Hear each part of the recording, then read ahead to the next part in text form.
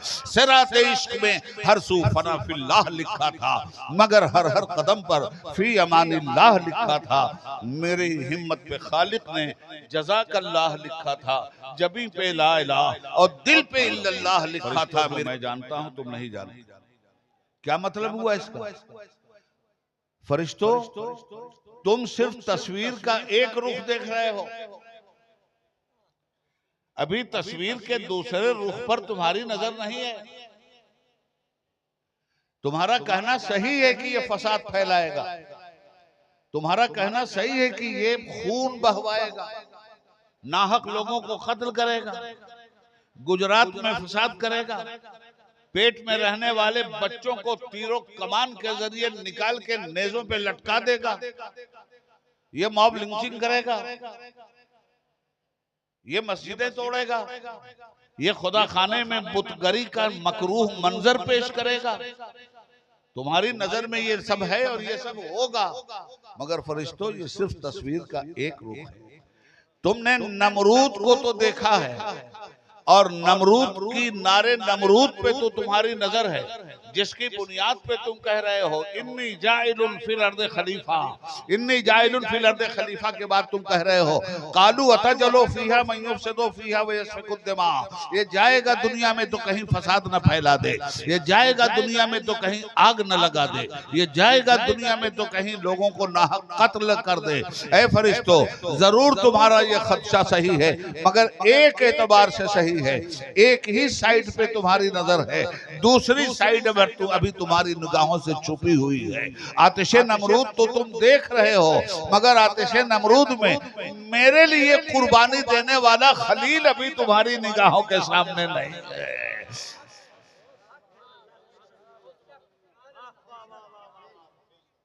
तुम यजीद का जुल्म जबर तो देख रहे हो, मगर मेरे हुसैन का सब्र अभी तुम्हारी निगाहों से महफूज।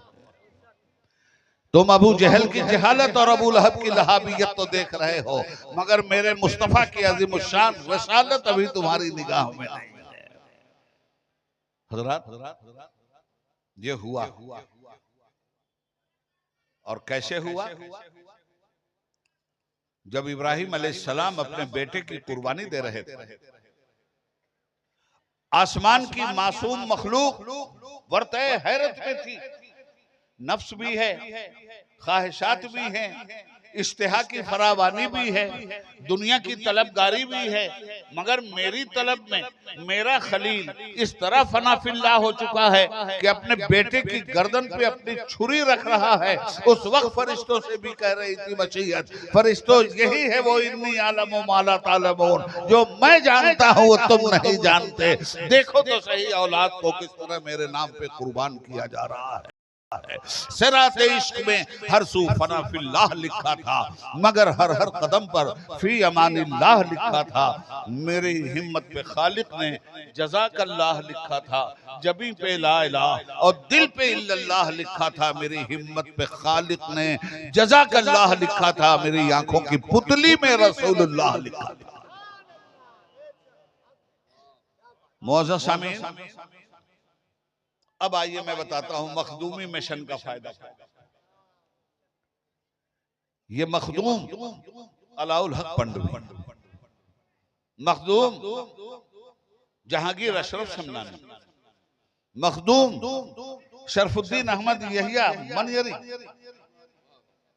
आइए उन्हीं के इल्म से हम इक्तिसाब फैज करें। हम देखें कि इस आयत की तफसीर में वो क्या कहते हैं। बहुत तफसीरें हमने भी बेहमदही ताला पढ़ी हैं, मगर जब हमने तफसीरे मखदूम बिहार पढ़ा तो ऐसा लगा कि अर्श आजम तक की रसाई इन्हीं के कदमों के जरिए हासिल हो सकती है। ऐसे अब परवाज दे रहे हैं, और इल्म का ऐसा मिशन बर्पा किया था मखदूम बिहार रहमतुल्लाह ताला अलैह ने। इसी आयत की तफसीर में वो फरमाते हैं कि जब फरिश्तों ने कहा ये तो गुनहगार है, फरिश्तों ने कहा ये तो कातिल है, फरिश्तों ने कहा ये तो फसादी है, तो रब्बुल आलमीन कहता है फरिश्तों, तुमने इसका इंट्रोडक्शन मेरी बारगाह में फसादी और कातिल की हैसियत से करवाया, और अपना इंट्रोडक्शन साहिबाने तस्बीहो तहलील की बुनियाद पे तुमने करवाया। तो फरिश्तों मेरा भी इंट्रोडक्शन सुन लो। मैं अल्लाहु समद, मैं तुम्हारी इबादतों से भी बेनियाज हूं और इंसानों के जुल्म ताअद्दी से भी बेनियाज हूं। तुम्हारी इबादतें मेरी समदियत को चैलेंज नहीं कर सकती और इंसानों की बेहूदगी भी मेरी गैरत को चैलेंज नहीं कर सकती। फरिश्तों तुम सजदों पे सजदा करते रहो, मैं नहीं कबूल करूंगा तब क्या करूंगा? तुम सजदों पे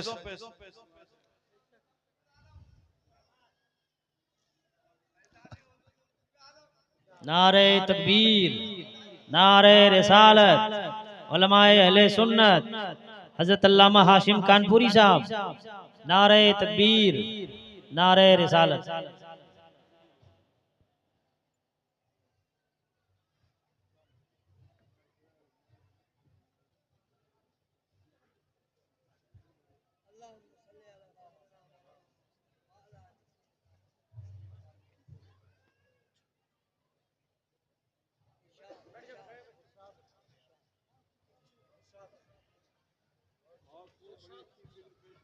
अताओ माशाअल्लाह। दरूद पाक पढ़ लीजिए। अल्लाहुम्मा सल्ली अला सय्यिदना मौलाना मुहम्मद व अला आलि सय्यिदना।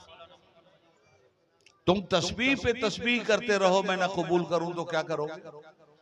और जिस इंसान का तुमने तारुफ फसाद से कराया है, अगर ये एक दिन तड़प कर अपने गुनाहों पे शर्मिंदा होकर, एक दिन तड़प कर रो कर बिलबिला कर मेरे सामने खड़ा हो जाए और इसकी आंखों से अश्के नदामत बह जाए, तो फरिश्तों फिर मेरा फरमान सुन लो, इसका अश्के नदामत बहता जाएगा, मेरा सागरे अफ़ो छलकता जाएगा और इसका दागे इसियां धुलता जाएगा। तुम्हारा क्या बिगड़ता है? अब आगे मखदूमी मिशन के हवाले से जो बात करने जा रहा हूं, अगली आयत क्या कहती है? अल्लाह ने इम्तिहान ले लिया आदम का भी और फरिश्तों का, ताकि पता चल जाए कि आदम है कौन और फजीलत आदम किस बुनियाद पर है और फरिश्ते मस्जूद मलाइक किस वजह से बने। वो है हजरात इल्म। वो अल्लमा आदम अल अस्माअ कुल्लहा, पहले अल्लाह ताला ने आदम अलैहिस्सलाम को हर चीज का नाम का इल्म दिया, नाम का भी इल्म दिया और काम का भी इल्म दिया। इस लाउड स्पीकर का भी इल्म आदम अलैहिस्सलाम को था और ये लाउड स्पीकर काम क्या करेगा इसका भी इल्म उनको था। क़यामत तक जितनी अशिया आलम वजूद में आएंगी, अल्लाह ताला ने आदम अलैहिस्सलाम को हर चीज का नाम भी बता दिया था और उसका काम भी बता दिया था। अब यहीं से अपने अकीदे में जिला पैदा कर लो कि जब आदम अलैहिस्सलाम के इल्म का ये आलम है, तो आदम अलैहिस्सलाम जिसके सदक़े में पैदा हुए हैं, उस मौल्लिम कायनात मुहम्मदुर रसूलुल्लाह के इल्म का क्या सल्लल्लाहु अलैहि वसल्लम। आदम अलैहिस्सलाम तो ये कहते हैं जाहिर में मेरी नख्ल, हकीकत में मेरी अस्ल। आला हजरत फाजिल बरेली अलैहि रहमतु व रिज़वान फरमाते हैं, आदम अलैहिस्सलाम की फिक्र की तर्जुमानी करते हैं, जाहिर में मेरी नख्ल, हकीकत में मेरी अस्ल, उस गुल की याद में यह सदा बुल बशर की है। तो आदम अलैहिस्सलाम को सब सिखा दिया, उसके बाद फरिश्तों के सामने ये रखा। सुम्मा रदहुम अलल मलाइका, अब ये तमाम चीजें फिर फरिश्तों पे जाहिर कर दी। कहा तुम बताओ इनके नाम। पहले आदम अलैहिस्सलाम को इल्म दिया, उसके बाद उन तमाम चीजों को फरिश्तों के सामने रखा और फरिश्तों से पूछा कि बताओ इनके नाम। तो क्या कहा फरिश्तों ने? कालू सुब्हानका ला इल्म लना इल्ला मा अल्लमतना इन्नका अंतल अलीमुल हकीम। फरिश्तों ने कहा परवरदिगार, हर ऐब से पाक है तेरी जात, हमारे पास बस उतना ही इल्म है जितना तूने बख्शा है, बकिया इल्म और हिकमत वाला तो तू है। काला या आदम अम्बेहुम बिअस्माइहिम, फिर आदम अलैहिस्सलाम से फरमाया, अच्छा आदम ये तो न बता सके, अब तुम बताओ इन चीजों के नाम। फलम्मा अम्बाहुम बिअस्माइहिम, आदम अलैहिस्सलाम ने धड़ाधड़ हर चीज का नाम बताना शुरू किया। इल्म किसे कहते हैं दोस्तों? इल्म कहते हैं जानकारी। जिसके पास जानकारी है वो आलिम है, जिस चीज की जानकारी है उसका वो आलिम है। ये सिर्फ स्टेज पे बैठने वालों को आलिम मत समझना। वो जो मेडिकल कॉलेज में पढ़ के डॉक्टर निकला है वो भी आलिम है, वो जो इंजीनियरिंग कॉलेज से निकला है वो भी आलिम है, वो जो साइंटिस्ट है वो भी आलिम है, वो जो फजाओं में परवास करता है और परवास की बुनियाद पर लोगों को लेके जाता है वो पायलट भी आलिम है। मगर इल्म के शोबे हैं, वो हवाई जहाज का आलिम है, ये दीन के आलिम है, कोई खेती बाड़ी का आलिम है, आप भी आलिम हो। खेती कर रहे हो तो खेती के आलिम, मछली पालन तो मछली के आलिम, तैराकी कर रहे हो तो तैराकी के आलिम। हर आदमी तैरेगा क्या? तैरने की जिसके पास टेक्निक होगी वो तैरेगा। इसीलिए पहले टेक्निक की जानकारी दी जाती है फिर तैराया जाता है। तो यह है इल्म। आदम अलैहिस्सलाम के पास कुल इल्म, दुनिया का भी इल्म था और आखिरत का भी इल्म अल्लाह ने दिया था। और आदम अलैहिस्सलाम को जब इस जमीन पे भेजा तो भरपूर रोशनी में भेजा। ये डार्विन का बंदर बना के नहीं भेजा था। डार्विन कहता है कि इंसान तो सही मानों में बंदर था, तरक्की करते करते ये आदमी बन गया। डार्विन का बाप रहा होगा बंदर। हमारा बाप आदम बंदर नहीं था, आदमी था। और हमारे बाप को बंदर बना के नहीं पैदा किया था, खालिक़े कायनात ने अहसन तकवीम बनाकर पैदा किया था, बेहतरीन शक्ल सूरत में पैदा किया था। वअल्लमा आदमल अस्मा कह के पैदा किया था। हमारे बाप को तरबियत दे के पैदा किया था, तालीम दे के पैदा किया था, हुस्न इबादत दे के पैदा किया था, ज़ौक़े बंदगी दे के पैदा किया था, शौक़ो जुस्तजू दे के पैदा किया था, तहजीब दे के पैदा किया था, कल्चर दे के पैदा किया था। तमद्दुन की फजाओं में हमारा बाप परवास बोल रहा था। तुम्हारा बाप बंदर रहा होगा।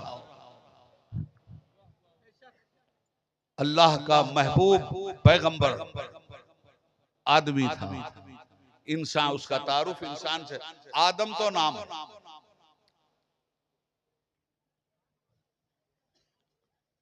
वो दुनिया में आए, मालूम यह हुआ कि फरिश्तों से कहा गया वइज़ लिल मलाइकति इसजुदू लि आदम फसजदू इल्ला इब्लीस। जब इल्म साबित हो गया तो मफजूल को अफजल के सामने बरतरी नहीं हासिल हो सकती। इसलिए फरिश्तों से सजदा करवाया गया, एहतराम करवाया गया। किस बुनियाद पर? इल्म की बुनियाद पर। और आज ये जो बैठे हैं स्टेज पे, आप क्यों नहीं बैठे? इन्हें यही आप ही की आला औलाद है, ये कहीं बाहर से नहीं आए हैं। बाप का बेटा आलिम है, बाप बैठा है फर्श पर, बेटा बैठा है अर्श पर। बाप फर्श पर बैठकर भी फख्र कर रहा है और बेटे को अर्श पर देखकर भी फख्र कर रहा है। तो आखिर बाप के मुकाबले में ये बेटा जो अफजल हुआ, वो बेटा होने की बुनियाद पे अफजल नहीं हुआ है, आलिम होने की बुनियाद पे अफजल हुआ है, साहबे इल्म होने की बुनियाद पे अफजल हुआ है। इसलिए ये बेटा रिस्पेक्टेड है। वह अल्लमा आदम अल अस्मा कुल्लाह।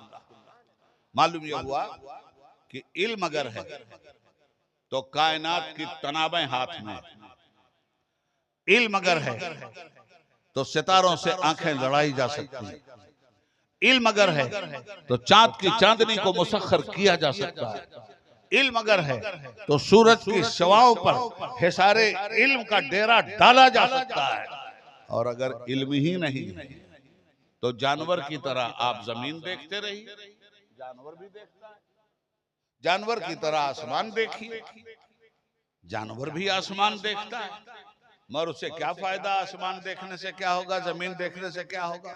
इल्म अगर है तो जमीन भी देखता है और जमीन में भी देखता है। इल्म अगर है तो समाज को भी देखता है, समाज में भी देखता है। इल्म अगर है तो अपने को भी देखता है और अपने में भी देखता है। अपने मन में डूब कर पाजा सुरागे जिंदगी, तू अगर मेरा नहीं बनता न बन, अपना तो बन। ये इल्म है और उसी इल्म का चिराग यहाँ अशरफुल औलिया ने जलाया। ये इल्म उसी की किरण बनकर कादरी मियां साहब यहाँ तशरीफ फरमा। हजरात, ये इल्म है जो टाइगर ऑफ बंगाल की शक्ल में यहाँ आराम फरमा है। ये इल्म है जो सिराजुद्दीन अखी आईने हिंद की तरह ईमान के आईने में हमें और आपको अपनी तस्वीर दिखलाता है और जहां जहां दाग है वो इल्म के साबुन से मिटाता है। इसी इल्म पे परवान चढ़कर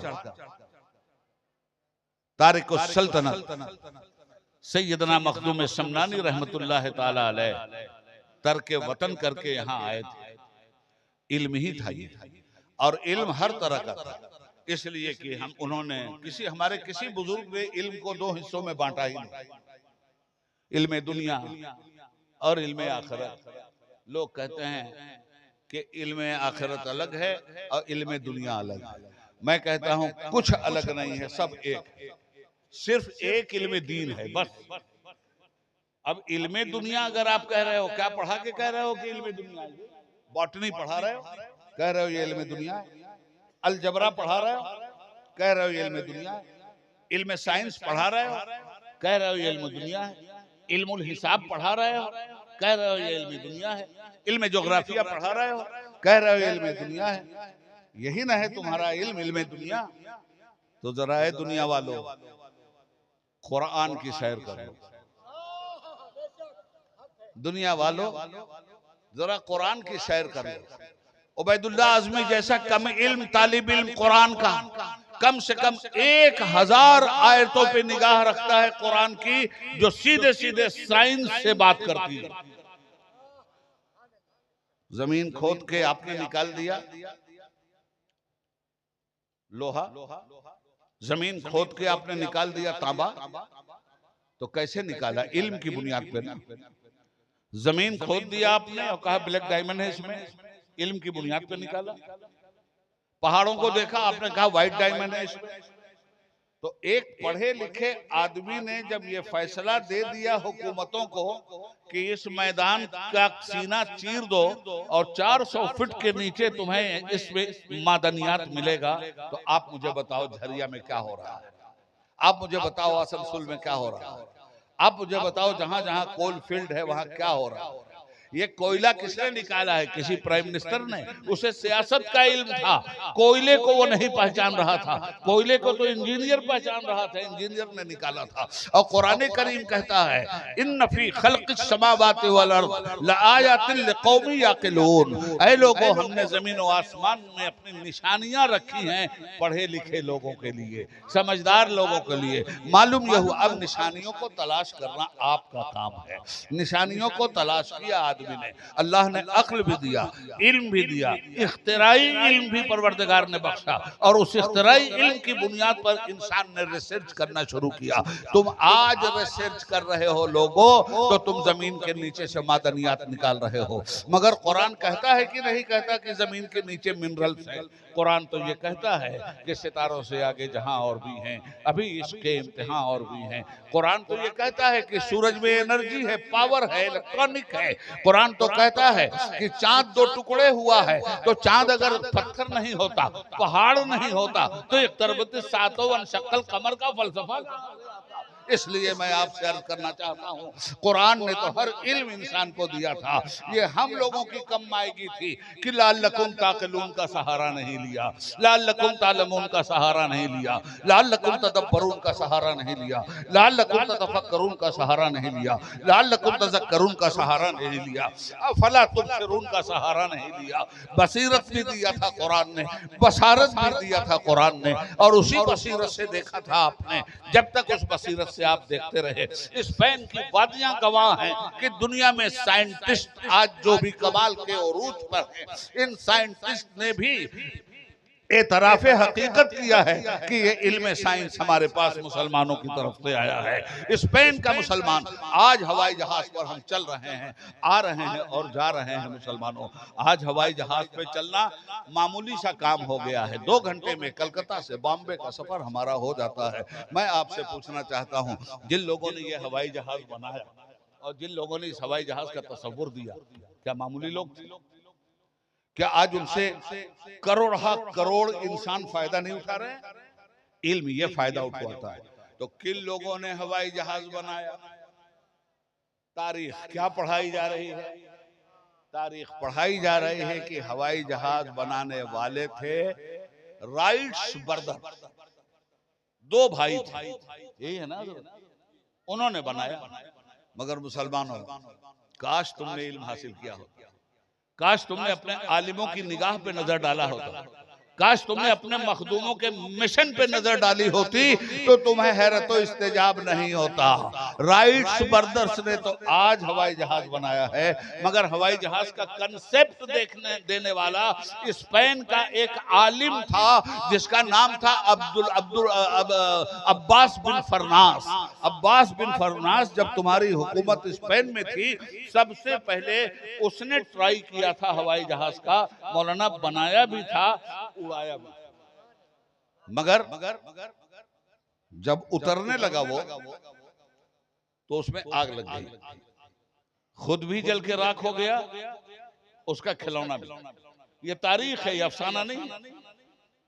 स्पेन की आप कहानी पूरी पढ़ लीजिए, सारी लाइब्रेरियों में रिसर्च शुदा स्कॉलर्स के जरिए आपका ये वाकया तारीख के सीने में सब है।